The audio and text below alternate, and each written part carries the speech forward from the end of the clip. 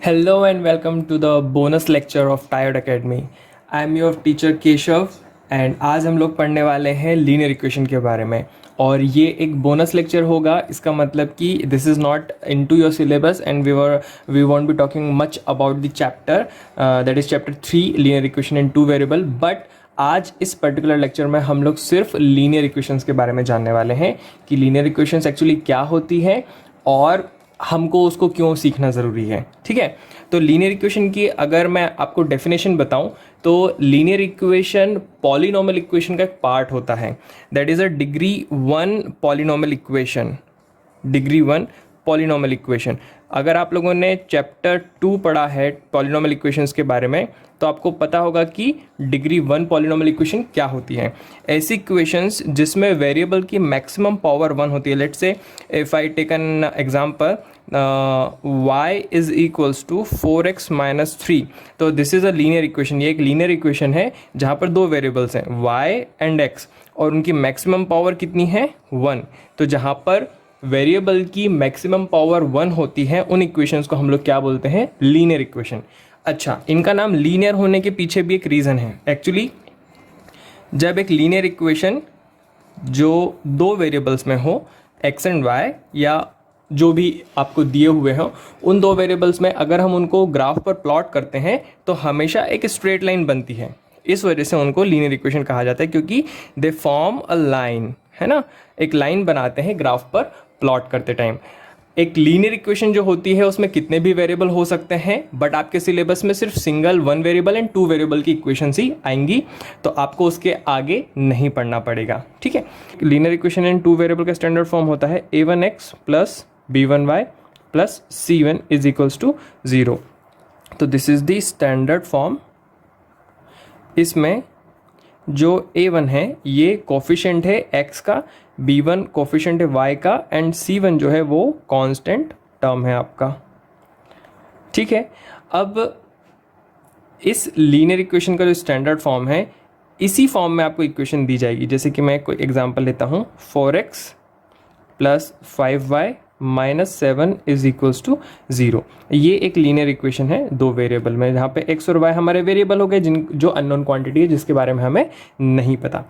अब ये एक ऐसी इक्वेशन है जिसमें x और y में आपस में रिलेशनशिप शो किया गया है. तो लीनियर इक्वेशन के फॉर्म के माध्यम से हम लोग करते क्या हैं, सिर्फ और सिर्फ दो वेरिएबल्स में या अगर 3 वेरिएबल्स हैं तो उन वेरिएबल्स में आपस में रिलेशनशिप स्टैब्लिश करने की कोशिश करते हैं इक्वेशन के फॉर्म में.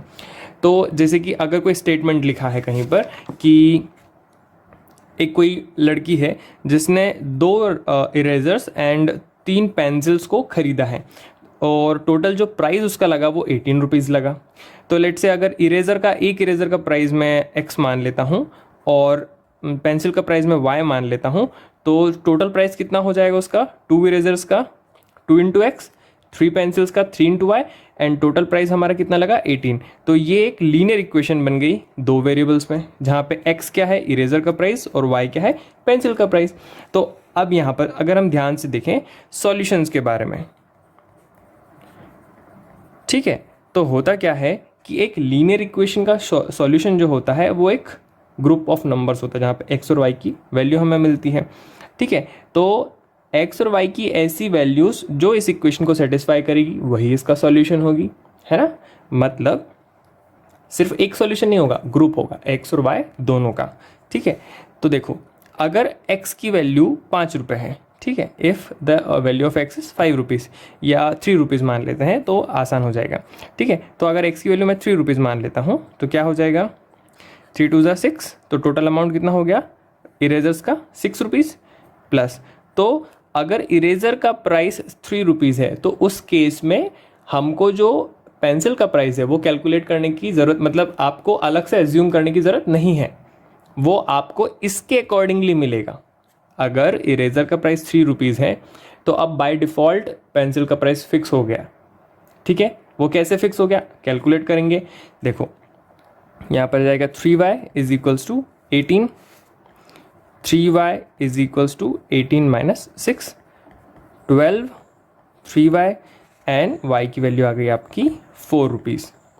इसका मतलब अगर आपकी पेंसिल इस स्टेटमेंट के हिसाब से अगर आपका इरेजर 3 रुपीज़ का है तो बाय डिफ़ॉल्ट आपका पेंसिल 4 रुपीज़ का होगा ही होगा, ठीक है, या वाइस वर्सा। ठीक है, अगर पेंसिल का प्राइस 4 रुपीज़ है तो जब आप कैलकुलेट करेंगे तो इरेजर का प्राइस 3 रुपीज़ आएगा ही आएगा। ठीक है, समझ में आया। तो यहाँ पर और ऐसा भी नहीं है कि सिर्फ यही एक सॉल्यूशन जो है पॉसिबल है, इसके अलावा बहुत सारे पॉसिबल सॉल्यूशंस हो सकते हैं इसके। ठीक है ना, आप इसका पेंसिल का प्राइस इरेजर का प्राइस कुछ और अज्यूम करेंगे तो पेंसिल का प्राइस कुछ और कैलकुलेट होकर के आएगा। तो जब भी हम एक लीनियर इक्वेशन दो वेरिएबल्स में जब होती है हमको मिलती है तो सिर्फ एक इक्वेशन की हेल्प से हम उनको सॉल्व नहीं कर सकते, जो वेरिएबल्स हैं उनकी वैल्यू को कैलकुलेट नहीं किया जा सकता। ये मैथमेटिक्स का बेसिक कॉन्सेप्ट है कि किसी भी इक्वेशन में जहाँ पर n नंबर ऑफ अननोन्स हैं, n नंबर ऑफ अननोन्स है आपके पास, किसी इक्वेशन में n नंबर ऑफ अननोन्स हैं, तो उन सारे अननोन्स को फाइंड करने के लिए आपको at least n number of equations चाहिए पड़ेंगी उन्हीं वेरिएबल्स में।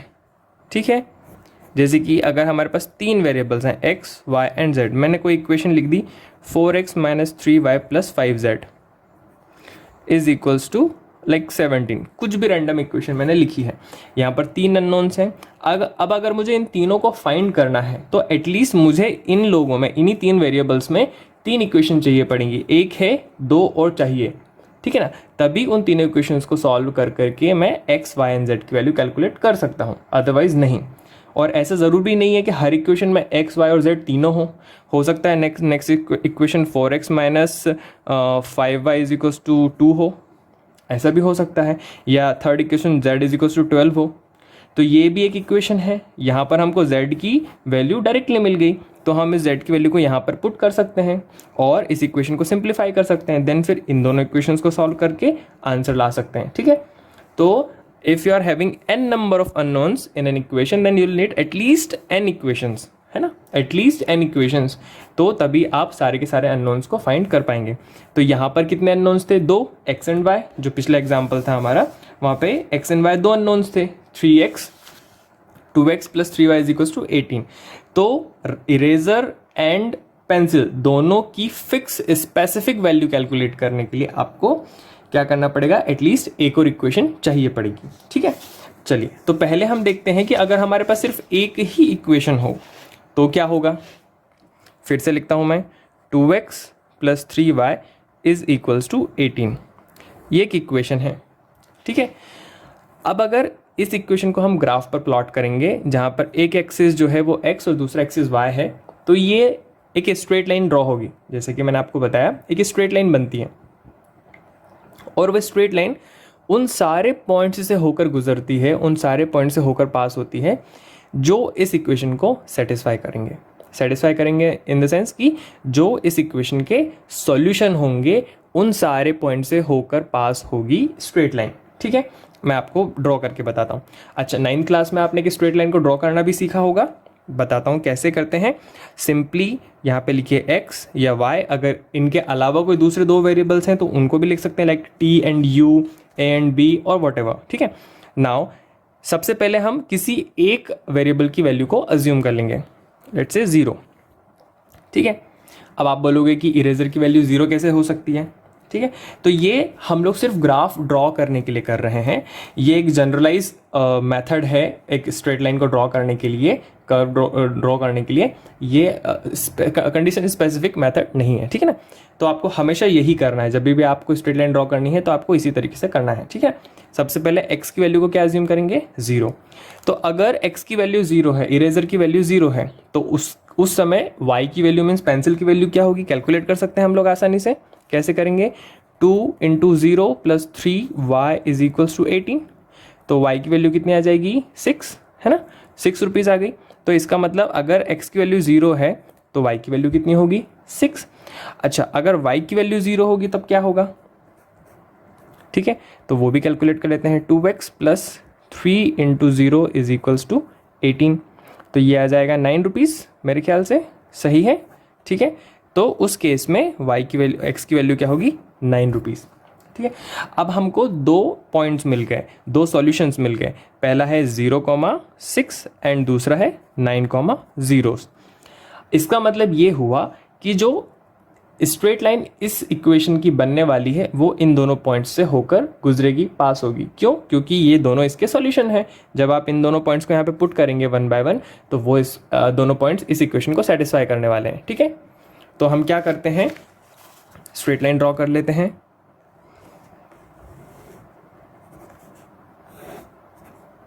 X and y. तो देखिए यहाँ पे जाएगा 1 2 3 4 5 6, 1 2 3 4 5 6 7 8 9। तो this is 9,0, this point and this point is 0,6। अब एक किसी भी पेन या पेन से ऐसे डायरेक्ट ड्रॉ करने की कोशिश करता हूँ मैं। इस टाइप से एक रफ डायग्राम मैंने बना दिया। ठीक है, तो ये एक स्ट्रेट लाइन बन गई। अब ये स्ट्रेट लाइन जिन जिन पॉइंट से होकर पास हो रही है, कोई भी रैंडम पॉइंट अगर आप उठाएंगे, है ना, तो ये भी पॉइंट इस इक्वेशन को सेटिस्फाई करने वाला है। कोई भी रैंडम पॉइंट अगर आप पुट करेंगे यहाँ पे, एक्स और वाई की जो भी वैल्यू होगी, let's say x dash and y dash, अगर ये वैल्यू है, मुझे नहीं पता क्या है, तो अगर इनकी वैल्यू भी आप यहाँ पे पुट करेंगे तो वो सेटिस्फाई करेगी ही करेगी। ठीक है, यही फंडा होता है कि एक इक्वेशन, सारी इक्वेशंस के लिए, कि कोई भी एक इक्वेशन का जब ग्राफ बनाया जाता है, whether it is a circle और अ पैराबोला और हाइपरबोला और इलिप्स, जो कि सारे के सारे चैप्टर्स आपको 11th क्लास में पढ़ने को मिलेंगे, तो इन सारे के सारे जो कर्व्स हैं या स्ट्रेट लाइंस हैं, उन सारे के सारे कर्व्स में जिन जिन पॉइंट से वो होकर गुजरता है उनका ग्राफ, वो सारे पॉइंट्स उनकी इक्वेशंस को सेटिस्फाई करता है। ठीक है ना, सेटिस्फाई करता है मतलब एक्स वाई की वैल्यूज़ को जब इसमें पुट करेंगे तो वो आंसर इक्वल आएगा। ठीक है, इधर left hand side is equals to right hand side. ठीक है, समझ में आया? तो हमने क्या किया, इस स्ट्रेट लाइन या इस लीनियर इक्वेशन का ग्राफ यहाँ पर प्लॉट कर लिया। ठीक है, तो देखो इस स्ट्रेट लाइन, ये तो इनफाइनाइट से इनफाइनाइट की तरफ जाएगी, ये आगे बढ़ती जाएगी इस तरीके से, है ना, और यहाँ पर भी इनफाइनाइट की तरफ बढ़ती जाएगी। तो मिलियंस एंड बिलियंस, मतलब एन नंबर ऑफ सॉल्यूशंस इसके पॉसिबल है। हर एक पॉइंट उसका सॉल्यूशन है, ये भी सॉल्यूशन है, ये भी सॉल्यूशन है, सारे सॉल्यूशन है। ठीक है ना, तो उस इरेजर और पेंसिल का कोई एक फिक्स प्राइस हमको नहीं पता कि उस लड़की ने जिस प्राइस पे उस इरेजर को खरीदा था वो क्या है, या जिस प्राइस पे उसने पेंसिल को खरीदा था वो क्या है। तो उनकी एक फिक्स वैल्यू पता करने के लिए हमको एटलीस्ट 2 इक्वेशंस चाहिए पड़ेंगी, या यूँ कहूँ कि हमको एक और कंडीशन चाहिए पड़ेगी। जब हमारे पास 2 कंडीशंस होंगी, वेरिएबल्स में 2 रिलेशन होंगे, तभी हम दोनों वेरिएबल्स को फाइंड कर पाएंगे। ठीक है, तो इस टाइप के रियल लाइफ प्रॉब्लम्स हमको मिलेंगे आपके चैप्टर नंबर 3 में, और वही रियल लाइफ प्रॉब्लम्स आपको सॉल्व करने पड़ेंगे अलग अलग मेथड से। वो मेथड भी आपको उस चैप्टर में मैं सिखाऊंगा आगे आने वाले लेक्चर्स में। So this was a basic bonus lecture. ठीक है, इसमें हम लोगों ने लीनियर इक्वेशन के बारे में सिर्फ जाना है कि लीनियर इक्वेशन क्या होती है और उसका ग्राफ कैसे बनाते हैं। और आपका जो चैप्टर है पेयर ऑफ लीनियर इक्वेशन, उसमें इस टाइप की 2 इक्वेशंस रहेंगी और उनके ग्राफ बनाना सीखेंगे हम लोग, और इक्वेशन को सॉल्व कैसे करते हैं वो सीखेंगे, and other fundamentals about the equations. ठीक है, तो अगर आप हमारे चैनल पर नए हैं तो please do subscribe to our channel and hit the bell icon, so that आपको जब भी कोई नया लेक्चर मैं पोस्ट करूँगा तो आपको उसके नोटिफिकेशन मिल जाएगा। ठीक।